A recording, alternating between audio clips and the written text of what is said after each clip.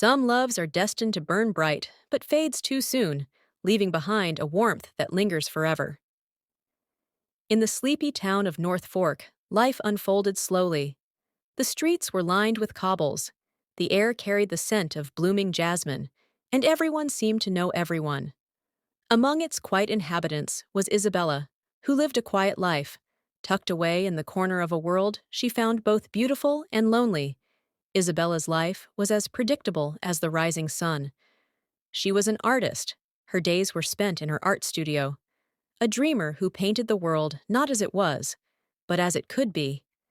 Her canvases were filled with golden sunsets, fields of wildflowers, and portraits of nameless faces, each one etched with a story only she knew.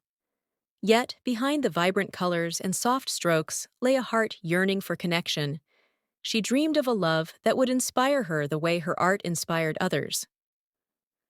Welcome to Tearful Tales, where we delve into the stories that touches the soul. Here, you'll find tales of heartbreak, loss, and resilience. Narrative that echo the raw emotions of life and remind us of our shared humanity.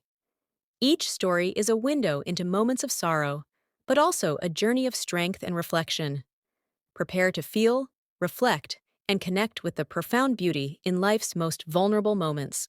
Please like, subscribe, and turn on post notifications. Isabella's life was as predictable as the rising sun. Her days were spent in her art studio, painting landscapes that reflected the beauty she yearned. Jason, on the other hand, was everything Isabella didn't expect. He was a force of nature. He was the kind of person who lit up a room just by walking in. His laughter was infectious, his voice smooth like honey. He was a musician with a disarming smile and a voice that felt like a balm for the soul. He had a charm that lit up every room and a voice that could silence the chaos of any crowd. A self-taught musician, he played his guitar on street corners and in small bars, weaving melodies that spoke of love, loss, and hope. But behind the sparkles in his eyes and the strength in his voice lay a heart that betrayed him, a fragile heart that beats to a ticking clock only him can hear. They met on a rainy afternoon in a little cafe that smelled of coffee and cinnamon. Isabella had sought refuge from the storm, her sketchbook in hand, sketching the storm outside while Jason had arrived, drenched, guitar case slung over his shoulder. He shook the rain from his hair, shaking his hair like a dog. Spotting her sketchbook, he approached with a boyish grin. "That's beautiful. Sit here?" he asked, his voice warm and disarming. Isabella looked up, startled but intrigued. "Sure," she said softly, moving her sketchbook aside. For a while, they sat in silence. Jason pulled out his guitar and began strumming softly as the rain eased, his music blending with the rhythm of the rain. Isabella watched him, her pencil forgotten. Finally, she asked, "What's that song?" He smiled. "Just something I made up. It's not finished yet." Their conversation began hesitantly, like a song searching for its melody. But as the rain fell, their words flowed, weaving a connection neither had anticipated, and what started as small talk became hours of deep conversations. By the time the storm passed, they had exchanged phone numbers, promising to meet again. And meet again they did. Their second encounter was at the park, a serendipitous moment neither could have planned, but both would come to cherish. Jason sat under the sprawling oak tree, his guitar resting on his lap, fingers lightly strumming a melody that danced in the warm breeze. A soft tune filled the air, soulful and raw, catching Isabella's attention as she walked by, her sketchbook in hand. She paused, entranced by the music, and decided to sit nearby. Her pencil moved almost unconsciously, sketching Jason as he poured himself into his music. The gentle curve of his smile, the way his fingers glided over the strings, it was as though the melody had come to life on her page. Jason looked up mid-song and caught her gaze. "You're back," he said with a smile, recognition lighting up his face. "I guess I am," she replied, her cheeks warming. "Still sketching the world, I see." And you're still giving it a soundtrack, she quipped, holding up her sketch of him. From that moment, the park became their haven, a place where their worlds began to intertwine. Late afternoons turned into evenings filled with conversation, laughter, and an effortless connection that neither could deny. Their love blossomed quickly, like a song that seemed to write itself, note by note, in perfect harmony. Jason introduced Isabella to his world of music, taking her to small gigs in cozy cafes and intimate venues. She became his biggest fan, always sitting in the front row with her sketchbook, capturing the energy of the crowd and the magic of his performance. "You make me sound better just by being here," he told her one night after a particularly emotional set. "You make the world look brighter," she replied, showing him her sketch, a vivid representation of the music flowing through him. In turn, Jason became Isabella's fiercest supporter. He encouraged her to exhibit her art, something she had always been too shy to do. "Your work deserves to be seen," he insisted. "You see the world in a way most people miss. Share it with them." Together, they pushed each other to break past the boundaries of their fears. Jason's music grew bolder, infused with the inspiration he found in Isabella's art and their love. Isabella's sketches, once private glimpses into her world, evolved into paintings that told stories, capturing emotions and moments in vivid color. Their late-night phone calls became a ritual where they shared their dreams and vulnerabilities. Jason talked about his hopes of recording an album, of writing a song that would resonate with the world. Isabella confided in him about her fears of failure and her longing to make art that mattered. "You already do," he would remind her. "You just need to believe it." They spent long walks under the stars, dreaming of the future they could build together. Jason would hum new melodies, while Isabella sketched constellations in her notebook, their dreams weaving together like the music and art that defined their souls. Their love wasn't just about companionship, it was a partnership, a collaboration that made each of them better. Jason wrote songs about Isabella, gentle ballads that captured her quiet strength and vibrant spirit. She painted him into her canvases, his silhouette a constant presence, his music almost tangible in her work. Together, they were unstoppable. Their love was a symphony of inspiration, a masterpiece in progress, and it felt as though nothing could stand in their way. Little did they know, the challenges ahead would test the strength of their bond in ways they could never have imagined. But as their love deepened, so did Isabella's awareness of Jason's struggles. The signs had been there from the beginning, subtle but undeniable. Emma noticed how Jason would sometimes pause in the middle of a song, his hand pressing lightly against his chest as though catching his breath. She saw the faint pallor that would creep into his face after a long day, the way he hesitated before climbing stairs, or how he occasionally turned away when he thought she wasn't looking, his lips moving as if counting seconds to steady himself. At first, she dismissed these moments, chalking them up to exhaustion or nerves. But over time, the small clues began to feel like puzzle pieces begging to be put together. One evening, as they strolled through North Fork Park, Jason stopped abruptly, gripping a nearby bench for support. His face was pale, his breathing labored. Isabella's heart clenched. "Jason, are you okay?" she asked, her voice edged with concern. "I'm fine," he said, forcing a weak smile. "Just a little tired. Let's sit for a minute." But Isabella wasn't convinced. The worry that had been simmering in her mind for weeks boiled over that night when she saw him pop a pill from a small orange bottle after they returned to her apartment. He thought she hadn't noticed. The next evening, as they sat in her living room, surrounded by the faint smell of turpentine and canvas, Isabella finally confronted him. "Jason, I need to ask you something," she began, her voice firmer than she expected. "What's on your mind?" he replied, plucking at the strings of his guitar absent-mindedly. "What's wrong with you?" she blurted out, the words escaping before she could soften them. He froze, his fingers stilling on the strings. "What do you mean?" "Don't do that," she said, her voice rising. Don't pretend you don't know what I'm talking about. I've seen you, Jason. The way you struggle to breathe sometimes. The pills. The way you avoid anything too strenuous. I've been piecing it together, and I know something's wrong. Why won't you tell me? Jason sighed, setting the guitar aside. Isabella, it's nothing. I've just been tired, that's all. Tired? She repeated, anger bubbling to the surface. You're lying to me. You're hiding something, and I don't understand why. Do you not trust me? It's not about trust, he said, his tone defensive. Then what is it? Do you think I wouldn't care? That I wouldn't want to know? She stood up, pacing the room, her emotions overwhelming her. If I hadn't asked, Jason, would you ever have told me?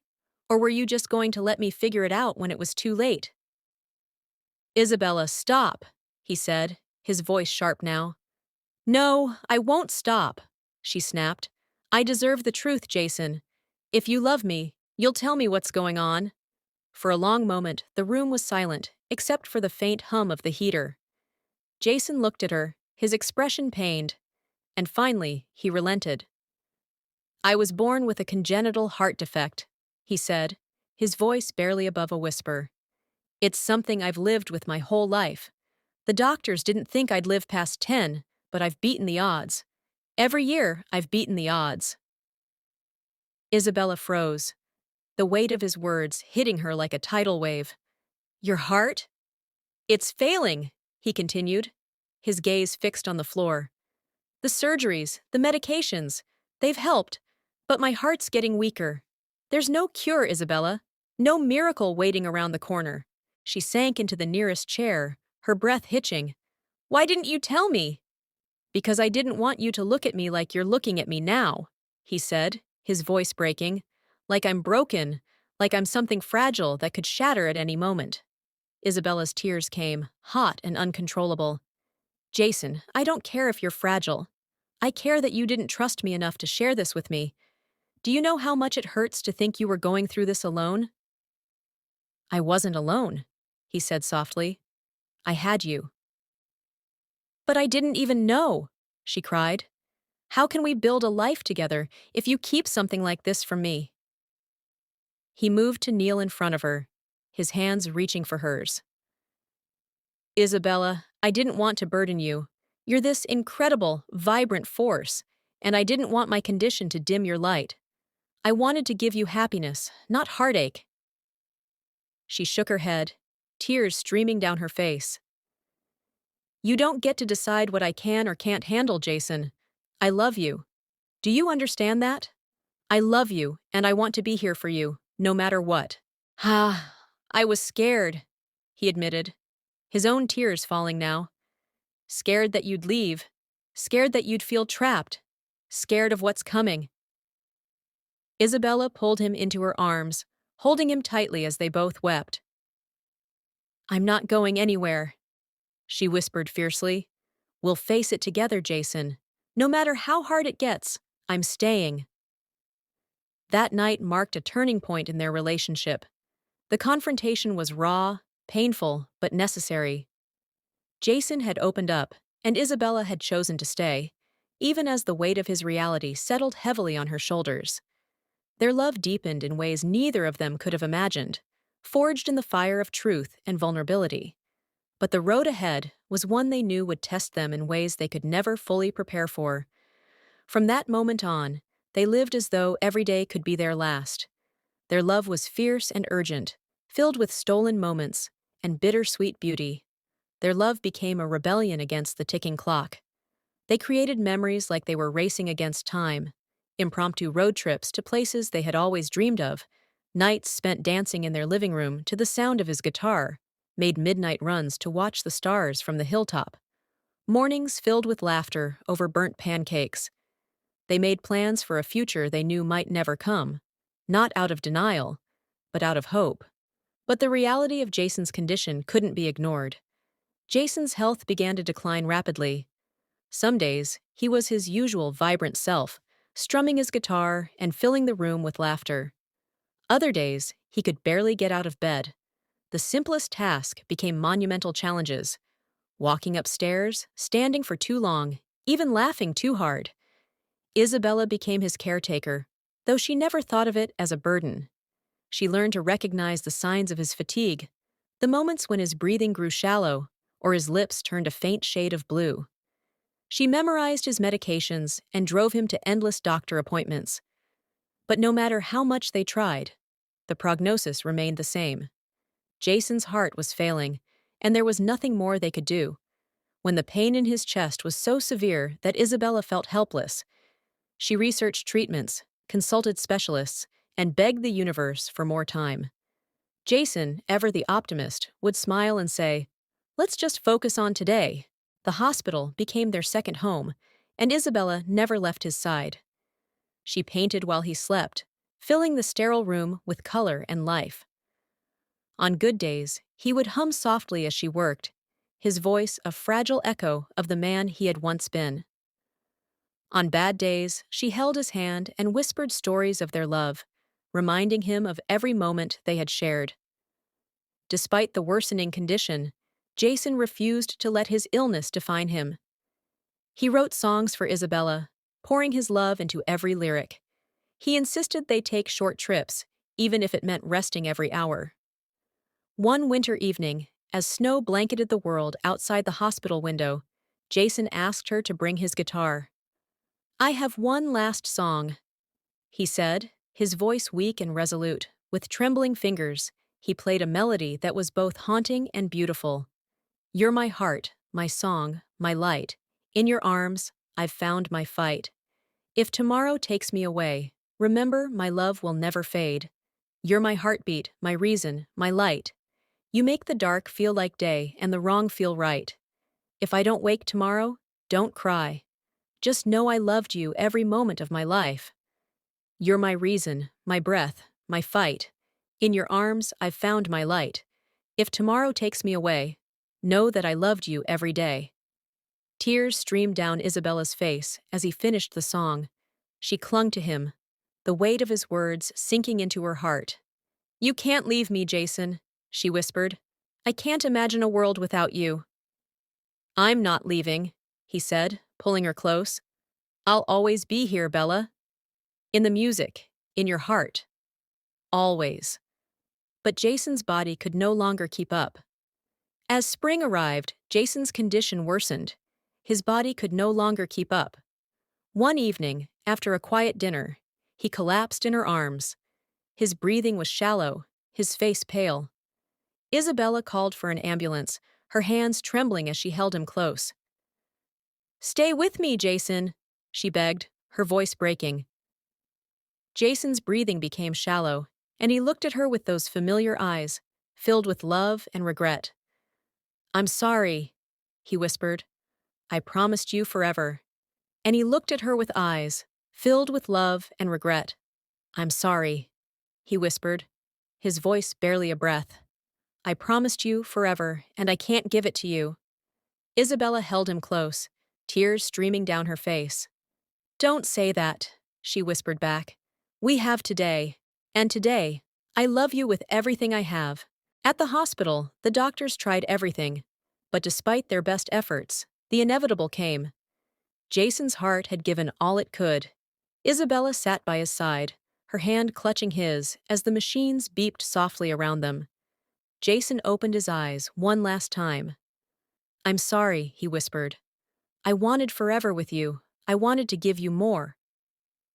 "You gave me everything," Isabella sobbed. "You gave me love, Jason. In every moment we had, you gave me forever. That's more than enough."